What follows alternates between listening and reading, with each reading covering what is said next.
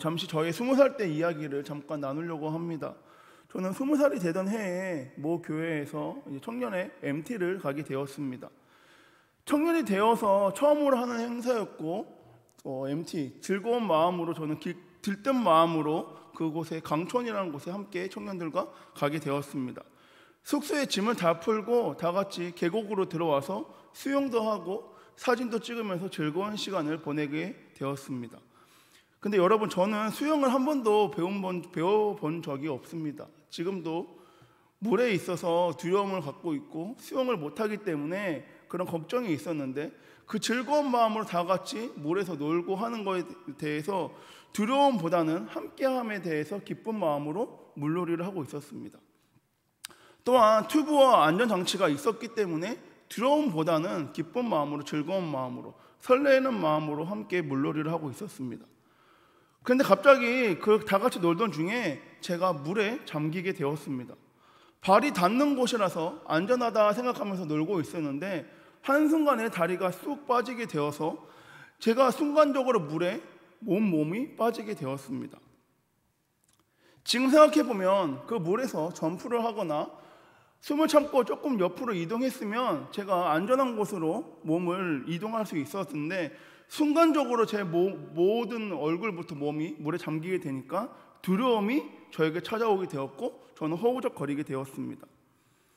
즐거운 마음도 잠시, 제 안에 기쁜 마음, 즐거운 마음, 설렜던 마음도 두려움이 찾아오니까 모든 마음이 사라지게 되었고 불안하고 어려운 마음으로 제 머리와 마음에 가득 채워지기 시작했습니다. 그런데 그때 저를 지켜보는 한 형이 저에게 튜브를 던져주었고 저는 그 튜브를 잡고서야 그제서야 두렵고 불안한 마음을 지울 수 있었습니다. 여러분, 안전한 상황 속에서도 순간적으로 저에게 두려움이 찾아오니 저의 시선은 좁아졌고 안전하다라고 생각했던 마음들이, 기쁘고 즐거웠던 마음들이 순간적으로 어렵고 두려운 마음으로 바뀌게 되었습니다. 여러분, 이처럼 이 두려움이라는 것은 예고하면서 찾아오는 것이 아니라 저와 여러분에게 어느 순간 갑자기 찾아올 수 있다는 것입니다. 그래도 저는 지금 그때의 경험을 통해서 물에 대한 두려움이 아직은 있지만 조금 사라졌고, 그때와 같은 상황을 겪게 된다면 한번 겪어봤기 때문에 이제는 어떻게 대처해야 되는지에 대해서 배우게 된 것 같습니다. 그럼 이제 본문을 함께 살펴보겠습니다. 여러분, 오늘 본문 배경은 오병이어 사건 이후에 나타나는 상황입니다. 오병이어 이후에 예수님은 그곳에 모인 무리들을 다 보내고 제자들을 배를 태워서 건너편으로 가게 하시고, 예수님은 날이 저물도록 산에 오르셔서 기도를 하기 시작하셨습니다. 그런데 22절에 보시면 예수님께서 제자들을 재촉하시며 건너편으로 가게 하십니다. 예수님께서 재촉하신 이유는 오병이어의 표적을 경험한 이 무리들의 말과 행동으로 인하여 예수님에 대한 제자들의 생각이 변하지 않게 하도록 하기 위해서 그 즉시 제자들을 배를 태워서 건너편으로 가게 하신 것입니다. 여러분, 예수님께서는 이 땅의 왕이 되고자 이 땅에 오신 것이 아니라 저와 여러분, 우리들의 모든 죄를 용서하시고 구원하시기 위해서 이 땅에 오셨는데, 오병이어를 경험한 이 무리들은 예수님을 자신의 왕으로 세우고자 하는 모습이 그들에게 보였기에 그로 인하여 제자들의 흔들림을 막기 위해서 재촉하시며 제자들을 무리들과 떼어놓은 것을 우리는 볼 수 있습니다. 여러분, 예수님께서는 이 땅에 오신 이유는 십자가의 길로, 십자가의 보혈로 인하여 하나님의 뜻을 이 땅에 나타내기 위해서 저와 여러분을, 죄로 물든 우리를 회복시키시기 위해서 이 땅에 오셨다는 것을 기억하기를 원합니다. 그러나 여러분, 때로는 그리스도인들 중에 예수님은 나의 주인이라고 고백하는 사람들 중에서도, 예수님을 믿는다고 고백하는 사람들 중에서도 오늘 본문의 무리들처럼 예수님을 단지 나의 삶을 만족시켜주는 분으로 생각하는 사람들도 있다는 것입니다. 여러분, 예수님을 믿는 이유가, 예수님을 따르는 이유가 그 후에 보답을 얻기 위하여, 세상의 기준에서 좋은 삶을 살기 위하여 예수님을 믿고 따르는 사람들도 있다는 것입니다. 오늘 이 자리 예배 가운데 모인 저와 여러분, 우리 공동체는 보답을 얻기 위하여, 더욱더 좋은 삶을 살기 위하여 예수님을 따르는 그런 무리들이 아닌, 예수님의 십자가 사랑을 항상 기억함으로 예수님의 주신 십자가의 사명을 붙잡음으로 예수님의 말씀을 믿고 예수님의 발자취를 따라가는 참된 그리스도인들이 되길 소망합니다. 다시 본문으로 돌아가서 24절을 보시면 배를 타고 바다 건너편으로 가고 있는 제자들은 폭풍으로 말미암아 고난을 당하게 됩니다. 배를 타고 약 5km 정도 갔을 때에 역풍과 거센 파도를 만나 새벽이 되도록 그들은 밤새 파도와 싸움을 하게 됩니다. 여러분, 그러던 중에 기도를 마치신 예수님께서 바다 위를 건너서 제자들에게 찾아오십니다. 그러나 밤새 파도와 싸우고 있던 제자들은 이 두려운 마음에 자기들을 해치려고 오는 유령인 줄 알고 더욱더 두려움에 소리 지릅니다. 여러분, 지금 그 제자들에게는 풍랑도 풍랑이지만 자신들 앞에 나타나고 있는 유령이 더욱더 무서웠습니다. 풍랑 때문에 배를 버리고 물에 빠질 수도 없는 상황이고 배에 있자 하니 유령 때문에 그들은 어쩔 수 없고 더욱더 두려운 마음에 가득했습니다. 여러분, 제자들은 눈앞에 보이는 상황과 환경 가운데 큰 두려움에 사로잡혔기 때문에 예수님이 오는 줄도 그들은 알아채지 못했다는 것입니다. 그런데 여러분, 예수님께서는 그 즉시 제자들에게 안심하라, 두려워하지 말라라고 말씀하시며 내가 유령이 아니라 너희와 함께 하시는 예수님이다라는 것을 그들에게 알려주었습니다. 여기서 예수님은 제자들의 물음에 즉시 응답하셨다는 것을 여러분 기억함으로 나아가기 원합니다. 예수님께서는 공경 가운데 처하는 우리들에게 도우시고 지체하지 않으신다는 것을, 즉각적으로 응답하신다는 것을, 우리에게 구원의 손길을 언제나 항상 내민다는 것을 여러분 기억하며 언제나 두려움 가운데 있는 것이 아니라 예수님께 부르짖음으로 예수님을 구함으로 나아가기 소망합니다. 여러분, 그 후에 베드로의 믿음의 모험이 시작됩니다. 베드로는 예수님께 이렇게 고백합니다. 만일 주님이시거든 나를 명하사 물 위로 오라 하소서. 그 물 위에 걸게 해달라고 베드로는 예수님께 요청하는 것입니다. 여러분, 여기서 베드로는 의심의 목소리로 예수님께 말한 것이 아니라 예수님인 것을 확신하며 담대함으로 신앙을 고백하는 것입니다. 그리고 예수님께서는 베드로의 믿음을 보시고 바다 위로 오라라고 말씀하시며 베드로는 그 말씀에 순종함으로 배에 내려 물 위를 걸음으로 예수님께 나아갑니다. 여러분, 예수님을 향한 믿음과 예수님의 말씀에 순종함으로 베드로는 물 위를 걸을 수 있게 되었습니다. 그러나 그 굳건한 믿음도 잠시 베드로의 눈에는 풍랑이 들어오게 됩니다. 조금 전까지만 해도 자신들의 배를 요동치게 만들었던, 자신들의 배를 깨트리게 했던 그 풍랑이 베드로의 눈에 들어오게 된 것입니다. 그러고 보니 지금 자신이 그 풍랑 위를 걷고 있다는 것이 인지하게 되었고 그 사실이 알게 되자 여러분 어떻게 됩니까? 그는 물에 빠지게 되었습니다. 베드로는 물에 왜 빠지게 되었습니까? 베드로는 단순히 물이 무서웠기 때문에, 풍랑이 무서웠기 때문에, 바람이 무서웠기 때문에 바다에 빠지게 되었습니다. 여러분, 자신이 지금 예수님의 능력으로, 예수님의 말씀 가운데 순종함으로 풍랑 위를 걷고 있는데도 불구하고 예수님 안에서 시선을 떼니까 풍랑이 보였고 그 풍랑 가운데 두려움으로 인하여 바다에 빠지게 되었다는 것입니다. 그 바다가 자신을 삼킬 것처럼 보였습니다. 그는 무서움에 자신이 걷고 있던 바다 위에 걷는 것이 아니라 두려움 가운데, 파도 가운데 밑으로 빠져버렸다는 것입니다. 그리고 여러분, 베드로는 뭐라고 고백합니까? 예수님, 주여 나를 구원하소서라고 예수님께 소리칩니다. 여러분, 그런 베드로에게 예수님은 손을 내밀며 붙잡으시며 믿음인 작은 자여 왜 의심하느냐라고 베드로를 책망하십니다. 여러분, 베드로는 예수님을 의심하였습니다. 여기서 말하는 의심이라는 단어의 원뜻은 두 쪽으로 갈라진 마음의 상태를 의미합니다. 여러분, 아이들이 공부할 때 뭐라고 말씀하십니까? 보통 공부하는 아이들을 향해서 우리는 집중해라 라고 말합니다. 집중력이 좋은 아이는 딴짓을 하지 않고 집중해서 공부합니다. 그런데 공부에 집중력이 약한 아이는 어떻게 합니까? 이거 폈다가 저거 폈다가 수학 공부했다가 영어 공부했다가 수많은 책을 막 피기 시작합니다. 그리고 물을 마시려고 나오고 화장실을 가려고 나오고 엄마가 아빠가 나를 불렀다고 생각하면서 밖으로 자꾸 나옵니다. 여러분, 그 아이들은 두 쪽으로 갈라진 마음이 그들에게 있기 때문입니다. 그렇기 때문에 공부가 잘 되지 않습니다. 집중력이 약해집니다. 여러분, 베드로 또한 집중력이 약해졌습니다. 예수님만 바라보고 파도 위를 걷고 있던 것이 베드로였습니다. 근데 예수님만 끝까지 바라보고 나아간 것이 아니라 그 마음 가운데 두 쪽으로 갈라지는 마음이 있으니 예수님이 아니라 예수님께 집중하지 못하고 다른 곳을 집중하게 되니 그는 파도 가운데 빠지게 되었다는 것입니다. 사랑하는 여러분, 이것이 바로 저와 여러분에게 일어나는 일들입니다.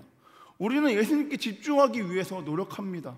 그런데 주변에서 자꾸만 우리를 부르는 소리가 들려옵니다. 나의 집중력을 흐트러지는 일들이 발생하고 나를 자꾸 유혹하는 목소리가 우리에게 들려옵니다. 예수님에게서 시선을 떼는 것을 우리에게 자꾸 만들려고 하고 예수님 안에 두는 마음을 변동하게 하려고 우리를 자꾸 유혹합니다. 집중력이 흐트러져서 예수님에게만 시선을 두는 것이 아니라 자꾸 다른 곳을 바라보게 우리를 유혹한다는 것입니다. 여러분, 그러면 마음의 평안함은 사라지고 염려와 근심으로 똑같은 문제 가운데, 반복되는 문제 가운데 우리는 포기하고 우리의 마음이 장악되게 됩니다. 그 예수님 안에서 장악되고 예수님 안에 우리가 마음을 두는 것이 아니라 다른 문제 가운데 우리의 마음이 사로잡히게 된다는 것입니다. 즉 우리는 그 문제 가운데 빠지게 되고 오늘 베드로처럼 바다 가운데 빠지게 된다는 것입니다. 여러분, 왜 이런 일들이 저와 여러분에게 끊임없이 지속적으로 발생하고 있을까요? 왜 그런 문제가 해결되는 기미가 안 보이고 끊임없이 저와 여러분에게 찾아와서 우리를 늘 괴롭히는 걸까요? 그 이유는 저와 여러분의 시선을 예수님이 아닌 다른 곳으로 떼게 하기 위해서였습니다. 예수님에 대한 집중력을 흐트러뜨리기 위해서 사단이 계속 우리를 유혹하는 것입니다. 결국 우리의 믿음이 무너지도록, 우리의 믿음이 예수님이 아닌 다른 곳으로 바라보도록 우리를 계속 유혹한다는 것입니다. 사랑하는 여러분, 예수님을 믿는다고 우리 안에 있는 모든 문제가 사라집니까? 예수님을 믿는다고 고백하면 우리 안에 모든 문제가 줄어듭니까? 여러분, 예수님 믿는다고 해서 우리 안에 모든 문제가 사라지거나 우리 안에 모든 문제가 줄어들지는 않습니다. 문제는 사라지지 않고 줄어들지 않습니다. 그렇다면 여러분, 사라지지도 않고 줄어들지도 않는 이 문제 가운데 우리는 어떻게 해야 할까요? 우리가 취해야 할 자세는 무엇일까요? 그것은 바로 예수님께 집중함으로 순종함으로 나아가는 것입니다. 어떤 문제가 찾아올지라도 예수님만을 주목하고 예수님만을 바라보는 것입니다. 나에게 주어진 문제 가운데 그 믿음으로 그 길을 순종함으로 걸어가는 것입니다. 의심하지 않고 순종함으로 예수님만을 집중함으로 주목함으로 나아가는 것이 그 문제 가운데 우리가 이겨낼 수 있는 비결이라는 것입니다. 여러분, 어떤 문제가 찾아와도 어떤 어려움이 찾아와도 하나님만을 바라보길 소망합니다. 여러분, 저는 작년에 가족들과 함께 설악산에 다녀왔습니다. 그래서 설악산의 많은 곳 중에 비룡폭포를 보기 위해서 산을 오르기 시작했습니다. 그런데 여러분, 비룡폭포를 보기 위해서는 육담교, 즉 흔들다리를 건너야 합니다. 앞서 말한 것처럼 저는 물도 무서워하고 고소공포증이 좀 있어서 흔들다리나 바닥으로 만들어진 전망대 등을 가능하면 가지 않습니다. 그래서 그날도 비룡폭포는 보고 싶었지만 흔들다리가 보였기 때문에, 그리고 약 43m라는 흔들다리가 보였기 때문에 저는 그 앞에 망설이고 있었습니다. 그런데 여러분, 그때 저희 아버지는 먼저 그 다리를 쭉 망설임 없이 걸어가시는 것이었습니다. 망설임도 없이 순간적으로 너무나 자연스럽게 그 다리를 건너가셨습니다. 아버지는 그 다리를 건너가시면서 망설이고 있는 저에게 땅을 보지 말고 내 등만 바라보고 나와라 라고 말씀하시며 그 다리를 쭉 건너셨습니다. 저는 아버지의 말씀에 따라 시작부터 마지막까지 땅을 보지 않고 단순히 아버지의 등만 보고 그 길을 걸어갔습니다. 다리가 흔들리는 것 같은 느낌이 저에게 계속 드는데도 다리의 아래를 보지 않고 아버지의 등만 보고 그 다리를 건넜습니다. 여러분, 다리를 건널 때 밑을 보면 순간적으로 공포가 찾아오게 됩니다. 발 밑에 아무런 장치가 없다는 것이 느껴지고 너무 높다는 생각이 느껴지는 순간 두려움과 어려움이 찾아옵니다. 하지만 저는 그 다리를 건널 때 전방만 보고 건넜습니다. 아버지의 등만 보고 건넜습니다. 그러니 어떠한 두려움도 저에게 있는 것이 아니라 편안한 마음으로 아버지의 등만 보고 그 다리를 건널 수 있었습니다. 사랑하는 여러분, 예수님만을 바라보고 나아가십니까? 예수님만을 집중하고 나아가고 계십니까? 문제의 바람 앞에서, 문제의 풍랑 앞에서 발 밑을 바라보는 것이 아니라, 풍랑을 바라보는 것이 아니라 예수님만을 바라보고 예수님의 등만을 바라보고 나아가길 원합니다. 사랑하는 여러분, 다시 눈을 들어서 우리의 주인 되시는, 우리의 창조주 되시는 하나님만을 바라보며 나아가기 원합니다. 하나님만을 집중하기 원합니다. 그래야 우리가 그 다리를 건널 수 있고 다시 배에 탈 수 있게 된다는 것입니다. 사랑하는 여러분, 문제는 저와 여러분에게 오늘도 변함없이 찾아오게 됩니다. 하나도 줄지 않고 더욱더 많은 문제가 저와 여러분에게 찾아올 수도 있습니다. 우리를 낙심하게 만들고 좌절하게 만들고 믿음에서 이탈하게 만들기 위해서 오늘도 내일도 영원토록 우리에게 문제는 찾아오게 된다는 것입니다. 여러분, 하지만 그 문제 가운데 이길 수 있는 방법이 무엇입니까? 어떻게 하면 그 문제를 우리는 넘어나가고 이겨낼 수 있을까요? 그것은 앞서 말한 것처럼 주님만을, 우리의 하나님 예수님만을 집중하고 주목하는 것입니다. 예수님 말씀 가운데 순종함으로 나아가는 것입니다. 우리의 모든 마음과 정성을, 우리의 시선을 예수님께만 두고 나아가는 것입니다. 여러 가지 문제로 인하여 우리에게 위협하는 문제가 찾아올지라도 한눈 팔지 않고 땅 보지 않고 예수님만을 바라보며 나아가기 원합니다.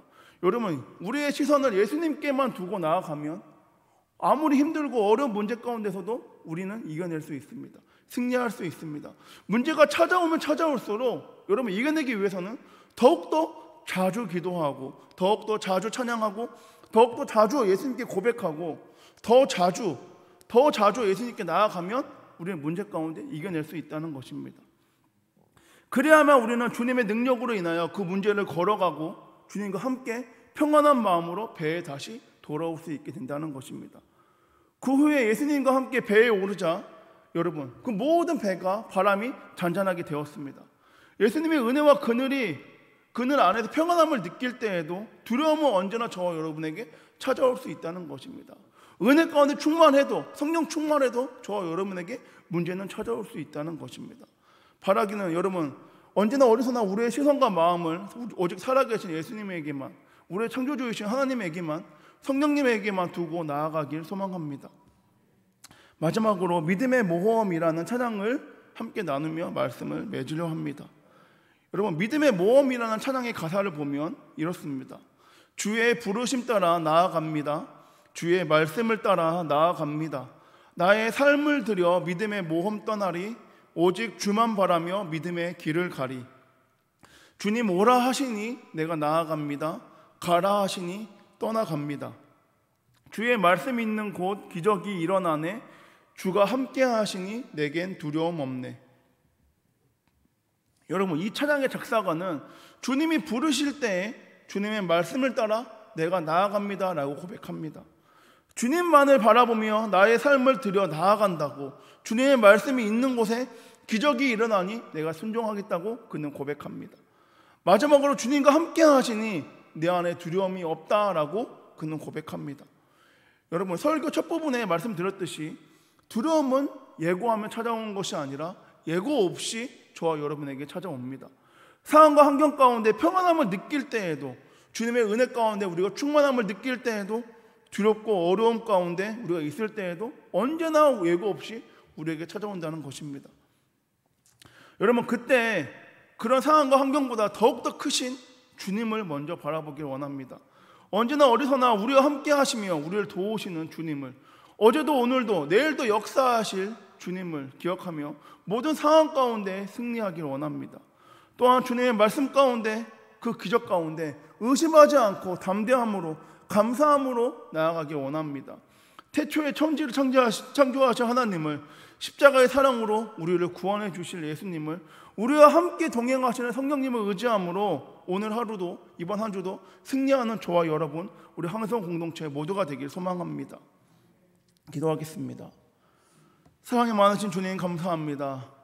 두려움은 예고 없이 찾아온다는 것을, 사단의 유혹은 언제나 어디서나 우리에게 찾아온다는 것을 우리가 기억함으로 그것 가운데 넘어지지 아니하고 그럴 때일수록 더욱더 주님을 바라보게 하여 주시옵소서. 더욱더 자주 주님께 기도하고 더 자주 주님께 찬양하고 더 자주 주님께 나아감으로 우리가 문제보다 더욱더 크신 주님만을 바라봄으로 그런 어렵고 두려운 마음 가운데 우리가 쓰러지고 좌절하는 것이 아니라 더욱더 그 가운데서도 우리에게 역사하시고 더욱더 좋은 길로 쉴만한 물과 푸른 초장으로 인도해 주시는 주님만을 바라보게 하여 주시옵소서.